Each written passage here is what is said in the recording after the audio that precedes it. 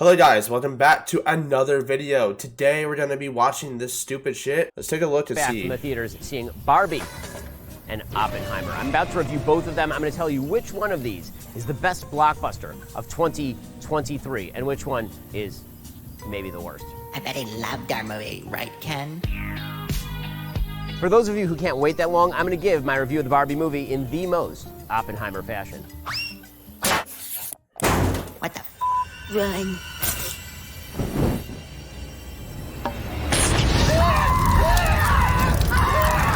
So the things I do for my audience, my producers dragged me to go see Barbie the movie. And I have thoughts. This video is sponsored by ExpressVPN. Let me begin with my generalized assessment of the movie. This movie is not just a piece of shit. This movie is a flaming piece of dog shit piled atop an entire dumpster on fire, piled atop a landfill filled with dog shit.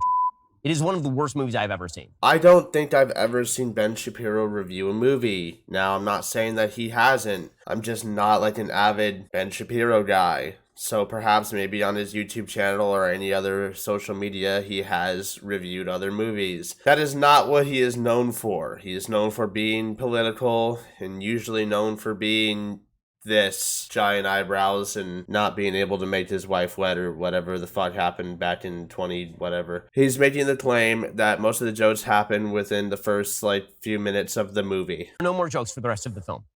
The movie's a shit show. Okay, so conceptually, the movie is a shit show. I want to ask this. Who is the intended audience for this film? Who's the intended audience for this film? So I'll tell you who the intended audience for this film is, and I can tell two ways. One, the previews on the film, and two, the people in the audience. So the intended audience for this film is moms and their 8-year-old daughters. That's the intended audience for the film. I know because the previews for the film were all kids movies. I'm talking like G or PG rated kids films. We're talking like Teenage Mutant. Bro, let me just be honest with you right here. We're talking about the intended audience for the film, but me and the boys fucking after the gym rolling up to the Barbie movie. I had like 10 tickets to the Barbie movie and we're all just dudes. Like that's all the memes I have ever seen. That's all the people on social media that I've ever seen support the movie. I've never really seen it be about like moms and their kids, but maybe. This movie is not made for any of those people. In fact, this movie is made for no one. This movie is going to make a bunch of money week one because the marketing effort has been extraordinary. I mean, whoever's the marketing team over at Warner Brothers is doing an amazing job. Week one, this thing is going to clean up at the domestic box office. My prediction is going to just absolutely fall off a cliff after that. The repeat business on this movie is going to be non-existent because it was written by two people who are so smug and self-satisfied, in Greta Gerwig and Noah Baumbach, that they have no audience. So the basic idea of the film, they really have no basic idea of the film. They don't know whether they hate Barbie or that we're supposed to kind of like Barbie. It seems they kind of despise Barbie as a fascist emblem, as we'll get to. The basic sort of premise fascist of the film, emblem. politically speaking, is that men and women are on two What the sides fuck? divided, and they hate each other. And literally the only way you can have a happy world is if the women ignore the men and the men ignore the women. Now I have to watch the Character-wise, it makes no movie. sense. So let's just go through it from the beginning. Okay, there's gonna be lots of spoilers, but believe you me, I'm about to save you so much time. Because Give me this movie spoilers. is 2 hours. It feels like it is longer than the Wagnerian ring cycle. What is it with Ben Shapiro and Michael Knowles fan that are like obsessed with subliminal messaging? Why are they obsessed with subliminal messaging to the point where it's like their entire shtick? Or like literally Michael Knowles was saying about the pizza thing in New York. He was basically saying that they're just trying to, move liberal culture in to take conservative culture out by getting rid of your pizza because they hate your pizza. It's like, bro, what the fuck are you talking about? So he's making the claim that he is more political than his producers, which he never really needed to say because that's his whole shtick. He's made the claim that there's no more jokes in the movie after the first few minutes and that the movie is just a pile of garbage, and that's all we've gotten within basically the first 5 minutes of this video. So now let's get into the details. Okay, so let's start right at the beginning. So it's from the beginning, you know what this movie is going to be, and it's going to be a very cynical take on what Barbie is, which is so weird. I don't know why Mattel would turn over its IP to filmmakers who clearly hate the IP. It's as though you were going to make Toy Story, except that toys are all evil. They're all bad, and you're supposed to hate them, and you should burn them. Because that's kind of the message of the film, is that the Barbies are bad for the world. Okay, so it begins by trying to uphold the original vision of Barbie. What was the original magical vision of Barbie? We have Helen Mirren here to tell us, in the form of a narrator apparently played by Ruth Bader Ginsburg, who's speaking from heaven. And we get a 2001 A Space Odyssey flashback. Which again, who's the audience for this? Right, the reference points in this film, it references variously Marcel Proust, It references Robert Evans and the cinematography of The Godfather. It references 2001: A Space Odyssey. This is a movie made for moms and their 7-year-old girls. Well, folks, wasting 2 hours of my precious time, 2 hours I will never.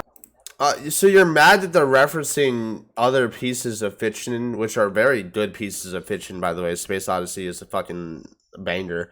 But you're mad that they're referencing other pieces of fiction because it's not for their intended audience.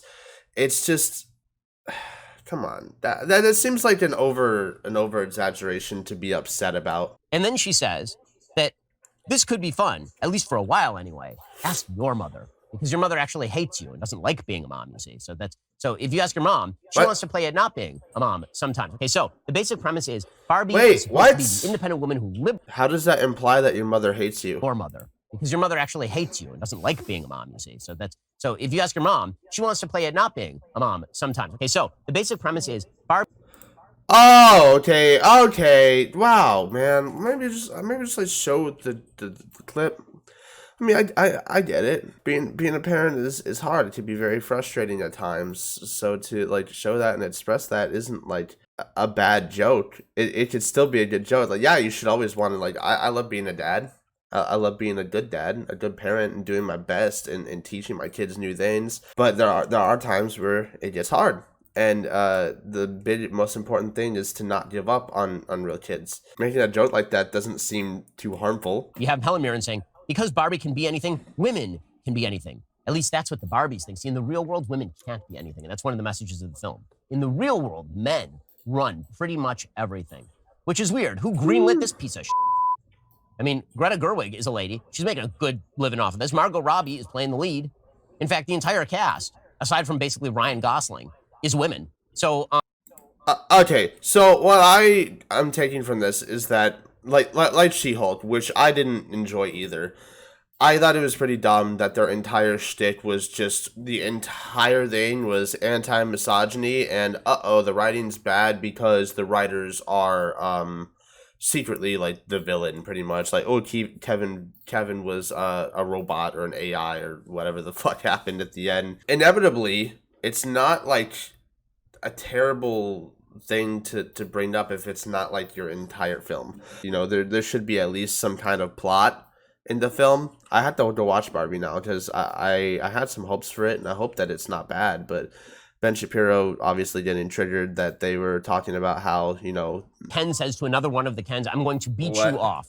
Get it? You get it? Because it's like beat you off, but beat you off. And then they repeat that no less than 4 or 5 times in the span of 45 seconds. Yeah. I gotta get this joke. Oh, looks like this beach was a little too much beach for you, Ken. If I wasn't severely Oh, no. injured, I would beat you off right now, Ken. I'll beach off with you any day, Ken.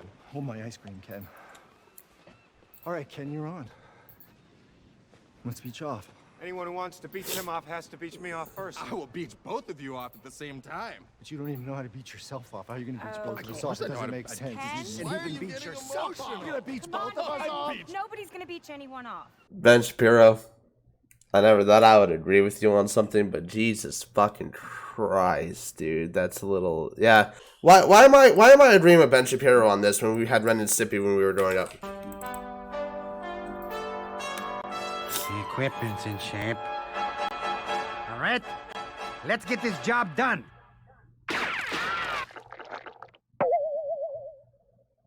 Ooh.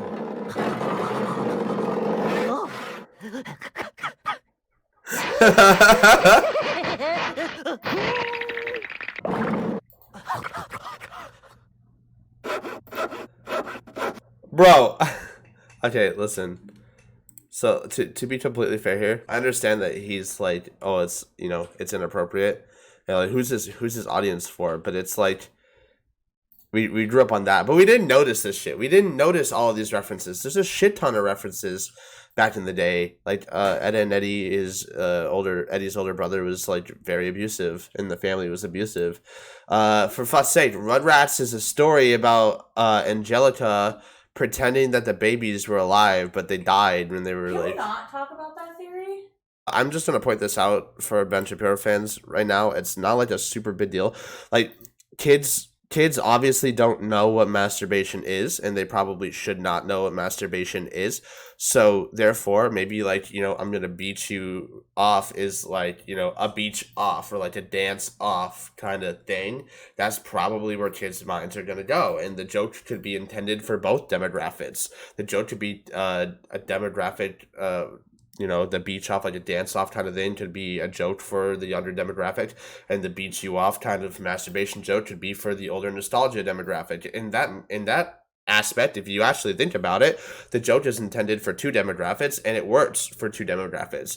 So therefore, the joke works, and it's not a bad joke. It took me a while because you had me concerned there, because I really don't like inappropriate things too much for kids things, and then I realized, hey, wait a second, I was literally raised on like some of the most inappropriate things, and not a single time did we ever question it or think about it until we got older. Because it's just such a great gay masturbation joke. You got to go for it. I mean, what else will the 7-year-old girls in the audience think if you don't go for the gay masturbation joke on the beach? Clearly.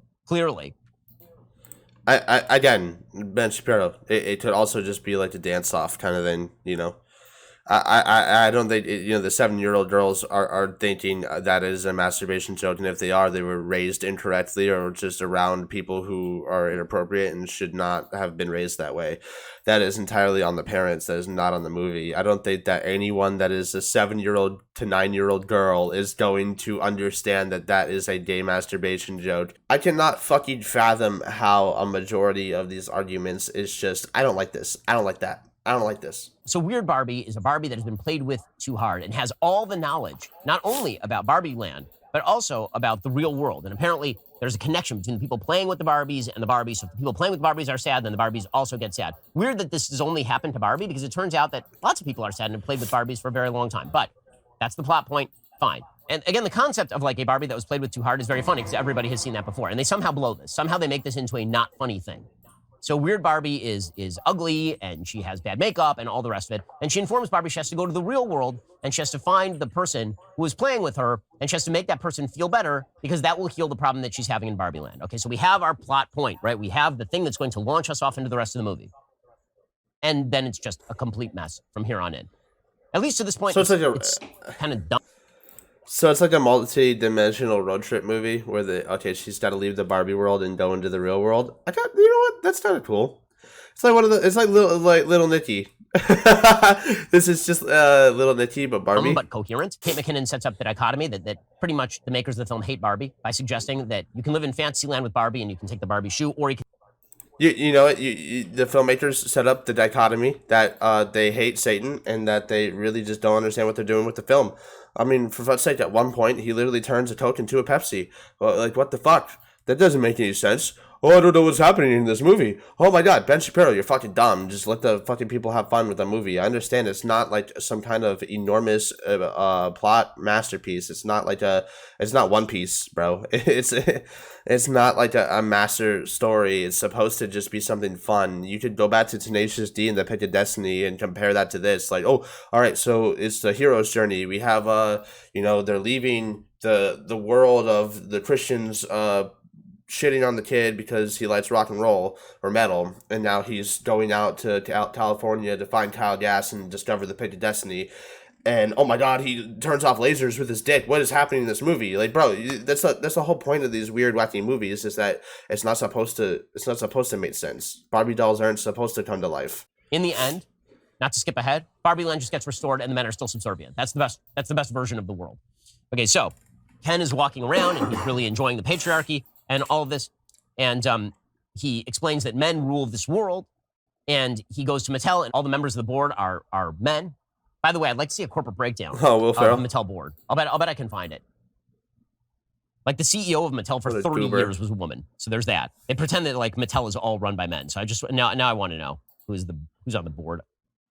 Okay, chairman and CEO is a dude. The board includes 1, 2, 3, 4, 5. It includes 5 women. So it's 6 men and 5 women. Clearly. Hang on. So it's pretty even. I lost that board. All right, there we go. We have executive officers, not just board of directors. All right, so executive officers is man, woman. All right, an executive officer is a person who is principally responsible for leading all or part of an organization. Board of directors, in general, the role of a board is to provide high-level oversight of corporate activities and performance. There's your patriarchy right here, Ben Shapiro. You looked at the board of directors, but you didn't look at the executive officers of the company, the people who actually make the decisions. Like any executive, no matter what the board does, is like above that pretty much.